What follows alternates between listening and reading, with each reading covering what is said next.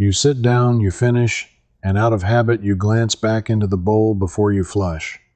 Most days you barely look, but something down there has been trying to tell you something for years, and nobody ever taught you how to read it. Here is what I learned the hard way. The shape, the speed, and whether it sinks or floats can reveal more about how long you will stay healthy than half the blood tests I paid good money for. And the strangest part is that this was common knowledge in the 1970s, then it quietly disappeared from everyday advice.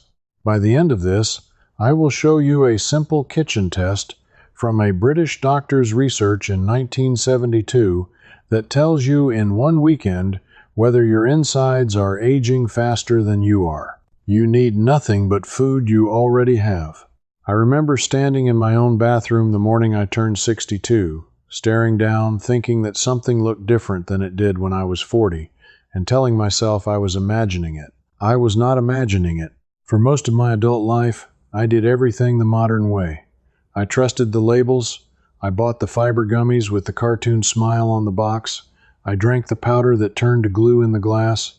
And I assumed that if something were truly wrong, my body would send me a loud, obvious alarm like pain or blood.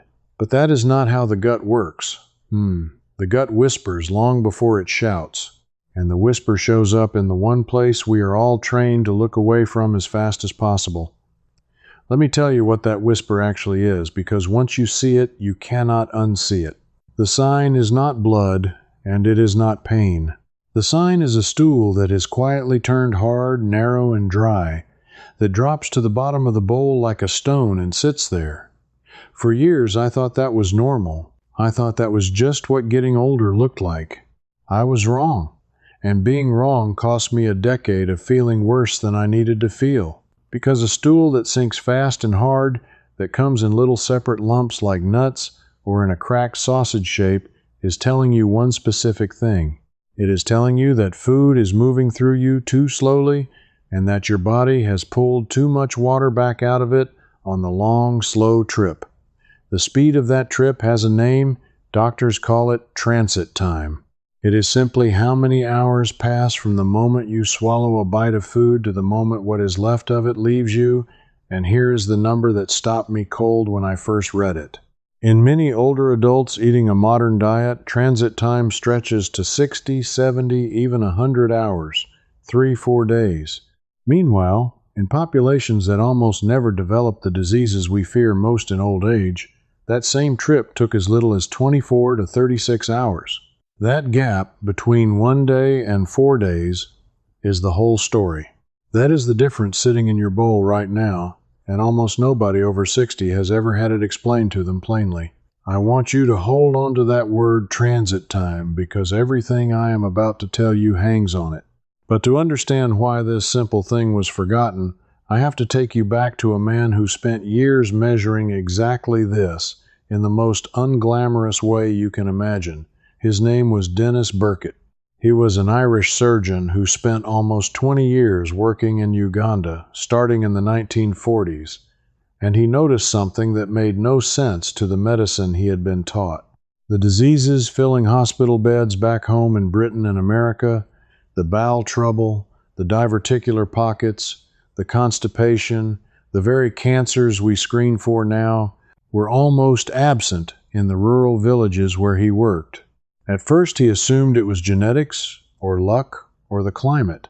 But Burkitt was a stubborn, curious man, and he did something that no polite scientist wanted to do. He started collecting and weighing stool, thousands of samples, across different countries and different diets. He literally measured what came out of people, and he timed how long it took to get there. What he found and published through the 1970s turned the ideas of the day upside down.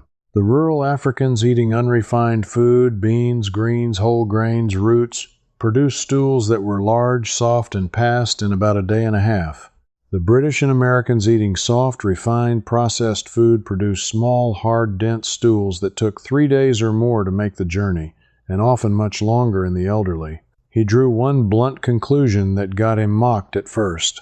He said the health of a nation could be read in the size and speed of its stool. And he said the reason ours had gone wrong was that we had stripped the fiber out of our food in the name of making it white, soft, and shelf-stable.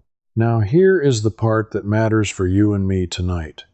Burkett was not talking about buying anything. He was not selling a supplement. He was describing a signal your own body produces for free every single day that tells you which side of that divide you are living on. And I ignored that signal for years because I had been taught that a hard, sinking stool that I had to strain for was just normal aging. Therefore, I never asked the one question that could have changed things sooner. What if it was never aging at all? What if it was a fixable clue I had been trained to flush away without a second glance? That question opened a door for me, and what was behind it made me a little angry, because it meant someone had profited handsomely from my ignorance. Let me explain how this knowledge got buried, because it did not vanish by accident. It vanished because a softer, whiter, longer-lasting product was more profitable than the real thing. Go back to the 1870s. That decade is when the modern roller mills spread across Europe and America. Before that, when grain was ground on old stone mills, the flour still carried the germ and much of the bran, the rough outer layers of the grain. That is where most of the fiber lived. It also meant the flour spoiled faster, because the natural oils in the germ went rancid within weeks. The new steel roller mills solved that problem for the miller by stripping the germ and bran away completely. What was left was pure white starch that could sit in a warehouse for a year and never spoil. It was cheaper to ship, cheaper to store, and it looked cleaner and finer to a public that had been taught white bread was a mark of wealth. So within a couple of generations, the rough, fiber-rich food that kept transit time short and stools soft was quietly engineered out of the everyday diet of the entire Western world. Not because it was worse for you, because it made more money for the people selling it. And here's the twist that got my blood up. When the fiber was stripped out and people started getting constipated and sick, the same industry did not put the fiber back. Instead, a brand new market appeared, selling the missing fiber back to us in a can, a bottle, a powder, and a chewable gummy, at a markup that would have made those old millers dizzy. We paid to have it taken out, and then we paid again to have a poor imitation of it added back. I bought into that whole cycle. I have a cabinet right now that at one point held 4 different fiber products, and I want to tell you what I actually learned about them, because this is where it gets practical. Most of the popular fiber powders are built around one refined ingredient. It bulks up water, and it can get things moving in the short term, but it does one narrow job. What Burkett was describing, and what your gut actually thrives on, is a whole spread of different plant fibers, the kind that feed the trillions of bacteria living in your large intestine. Those bacteria are the ones that keep the stool soft, keep the transit fast, and produce compounds that calm inflammation in the gut wall. A single refined powder cannot replace that. It is like trying to rebuild a forest by planting one kind of grass. And once I understood that, I finally understood why my $30 a month in supplements never fixed the underlying sign. I was treating the symptom and starving the actual system. So I stopped. I put the powders down, and I went looking for how people kept their transit short before any of this existed on a store shelf. What I found were methods so cheap and so simple that I understood immediately why they were allowed to be forgotten. There was no money in them. But before I give you those methods, I need you to understand exactly what to look for in the bowl, because the sign has levels, and knowing which level you are at changes everything. In 1997, researchers at the University of Bristol in England published something that finally put Burkett's messy, real-world observations into a simple chart anybody could use. It was created by a doctor named Ken Heaton, and it became known as the Bristol Stool Scale. For the first time, ordinary people had a plain way to grade what they were seeing without any embarrassment or guesswork. The scale runs from 1 to 7. Type 1 is separate hard lumps, like little nuts, painful to pass. Type 2 is lumpy and sausage-shaped. Those two are the danger zone. They are the sinking stone I described. and they mean transit time is too slow and too much water has been pulled out. Types 3 and 4 are the target. Type 4 is the one to memorize.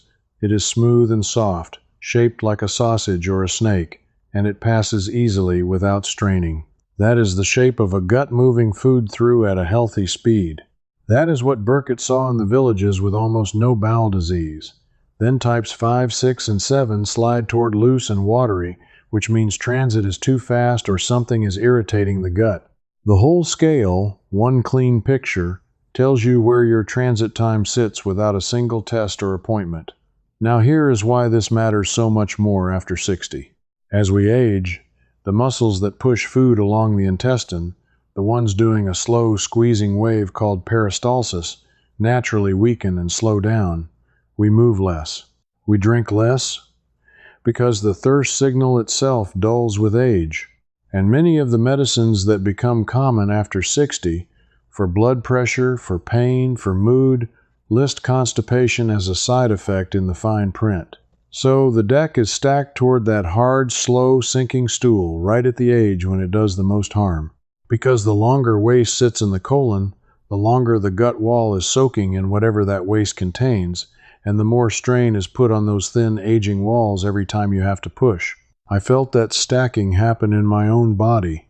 I noticed I was going less often. I noticed I was straining. And like most people, I said nothing to anyone, because it is the one health topic we are all too polite to mention, even to a doctor. That silence is exactly why this sign gets missed until something serious forces the conversation, but it does not have to. You can read the sign yourself tonight, and you can start shifting your transit time back toward that healthy day-and-a-half window without spending real money. And that is where I want to turn now, because I know some of you are thinking this sounds like it takes a special diet or expensive whole foods you cannot afford. If you have been finding this useful and want to go deeper at your own pace, I put everything I know on this subject into a digital book available in 3 parts. The first is called First Fixes, which covers exactly what we have been talking about tonight. The second goes further with deeper fixes for people whose numbers are not moving fast enough. And the third, the full system, lays out the complete long-term approach I use myself. All 3 are available in the description below, and you can start with whichever level matches where you are right now. There is no subscription, no upsell, just the information, written plainly, the way I wish someone had handed it to me at 62. Now the piece nobody mentions, the one that is completely free, water. All that fiber only works if there is enough water in your system for it to hold. Fiber without water can actually make a hard stool worse, and I learned that the uncomfortable way. After 60, your body undersignals thirst, so you have to drink on a schedule, not on a feeling. A glass when you wake, a glass with each meal, a glass in the afternoon. That alone softened things for me before I changed a single other thing. I want to talk directly to you if money is tight and your kitchen is ordinary, because this next part is built specifically for you. You do not need organic anything. You do not need a blender that costs as much as a car. You do not need to shop at the fancy store across town. Everything I am about to describe, I did with food from the cheapest shelves of a regular grocery, and it worked better than the $30 powders ever did. Start with the single cheapest fiber source in almost any store, dried beans and lentils. A bag of dried lentils costs about $1 and cooks in 20 minutes with no soaking. A can of beans costs even less effort. Beans carry both kinds of fiber your gut needs, the kind that holds water and softens the stool, and the kind that ferments and feeds those helpful bacteria Burkitt was pointing at. Half a cup a day is enough to change what you see in the bowl within a week. Next, stop throwing away the peels. The skin on an apple, a potato, a pear, a cucumber is where a huge share of the fiber lives. For years I peeled everything because I thought that was the tidy, proper way to cook. I was literally cutting off the most valuable part and putting it in the trash. Leave the skins on, scrub them, and eat them. That one change costs nothing and adds real fiber to food you are already buying. Then there is the humble oat. A large container of plain rolled oats is one of the cheapest breakfasts on earth, and it contains a special soft fiber that turns to a gentle gel in your gut. That gel is exactly what keeps a stool at that smooth type 4 instead of the hard type 1. Not the sugary instant packets. The plain, slow oats, cooked with water. It costs pennies a bowl. And do not overlook the frozen vegetable aisle, because this is where people on a budget win. Frozen peas, frozen spinach, frozen mixed vegetables are often cheaper than fresh. They never spoil in the freezer, and they carry every bit as much fiber. A handful thrown into any soup, any pot of rice, any scrambled eggs, adds fiber for almost nothing. And there is one more free tool that Burkett's work quietly pointed to, and it is movement. You do not need a gym. A 10 to 15-minute walk after a meal physically helps wake up that slow, squeezing wave in the intestine. The old farmers and villagers he studied were not doing exercise routines.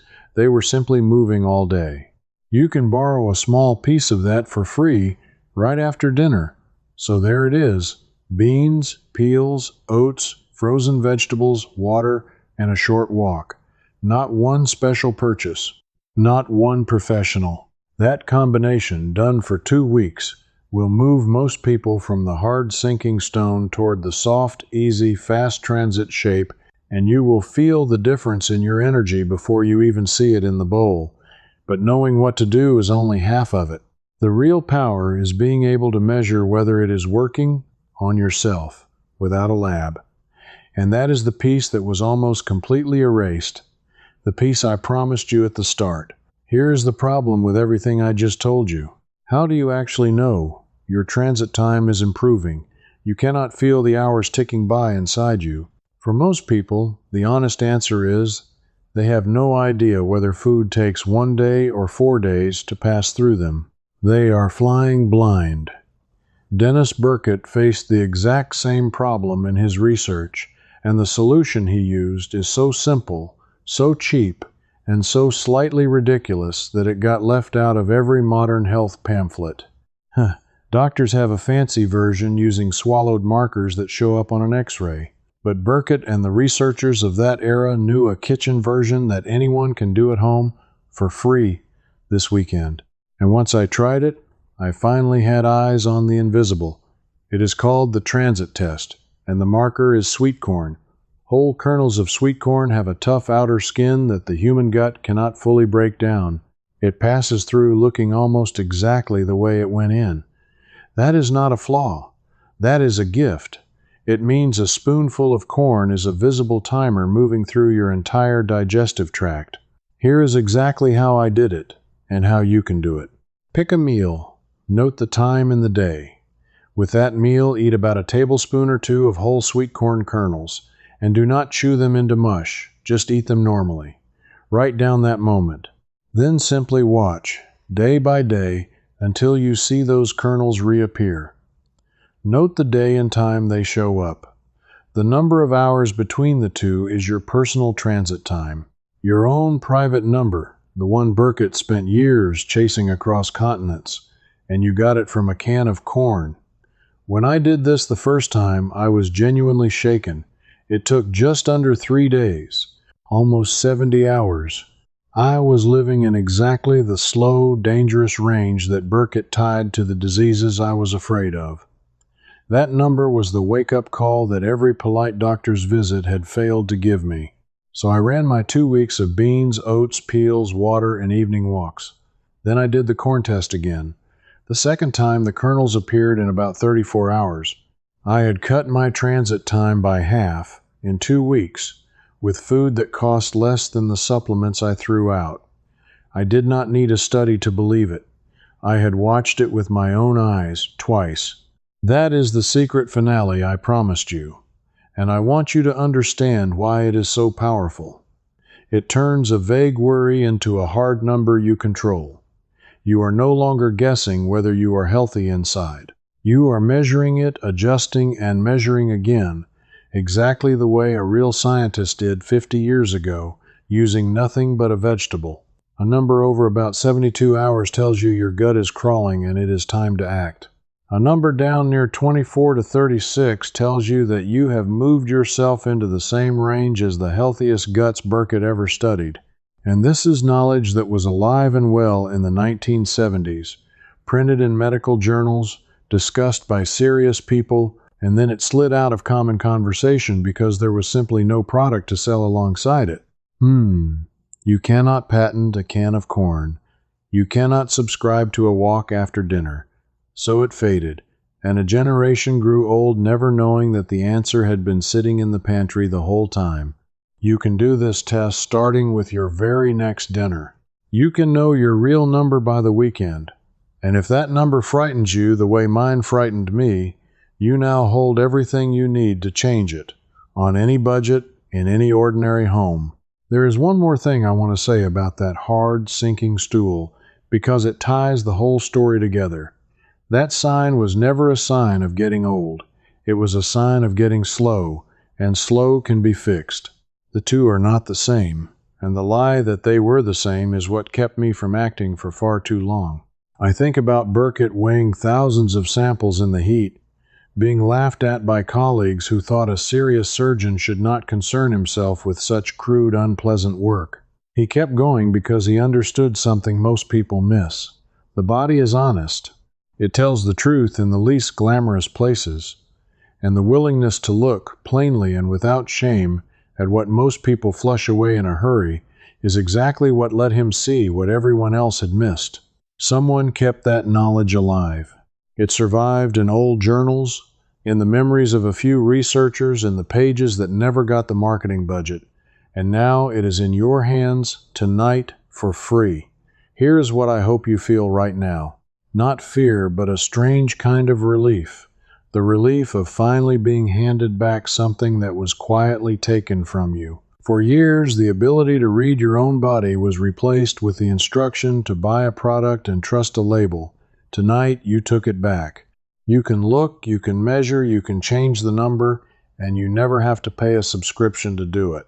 You are the kind of person who suspected all along that the real answers were simpler and cheaper than they were made to seem, and that a lot of useful, honest knowledge got shelved because there was no profit in it. You were right. You were right to be skeptical, and that skepticism just paid you back. So here is what I want you to do for me. Run the corn test this weekend, and come back and tell me your number in the comments. Was it under 36 hours? Or was it up near 70 like mine was? Tell me where you are watching from too, because I want to know how many kitchens this old forgotten test is quietly running in right now. Do not just think it, type it. This audience is too quiet, and your number might be the thing that pushes someone else to finally look. And if you believe, like I do, that practical knowledge like this was buried on purpose while we were sold the expensive version, then come along with the rest of us who are digging it back up, one forgotten method at a time. There is a whole world of it left to recover. Because next time, I am going to show you the forgotten reason our grandparents almost never complained about the aching, stiff joints that we now treat as unavoidable after 60, and the cheap kitchen habit they used every single morning that the supplement aisle would very much prefer you never remember. Do not go back to flushing without looking. Your body has been trying to talk to you for years. Now you finally know how to listen. You made it to the end, and I'm grateful. There's more waiting inside my membership, the Timeless Ways Circle, where I pick up right where this video left off. In there, you can ask me your own question, and I answer you myself, alongside practical folks just like you. Just point your phone's camera at the code on the screen, and you can cancel any time.